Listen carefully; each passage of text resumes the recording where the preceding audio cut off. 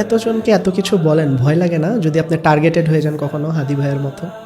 ভয় হলো একটা সংক্রামক ব্যাধি। এই পৃথিবীতে কি কারণে মানুষকে হলো দাস বানিয়ে রাখা হয়, মানে আমরা তো আশরাফুল মাখলুকাত, কিন্তু এই মানুষকে আবারই বলা হয়েছে বালহুম আদল, অর্থাৎ তারা চতুষ্পদ প্রাণী থেকেও আরও নিকৃষ্ট।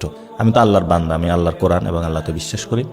সেখানে বলেছে তিনটা জিনিস, অর্থাৎ ওলা নাবনু আল্লাহকুম বিষয় মিনাল খৌফ, খৌফ মানে ভয়, ওয়াল জো ক্ষুদা, অর্থাৎ আমরা কেন ক্ষুধার কারণে তো যাই, যে ভাই ঠিক আছে গুলশান অফিসে যাই, ওখানে কিছু টাকা পাবো, মানে নিজের বাপ ভুলে আরেকজনের বাপ বানায় দিই।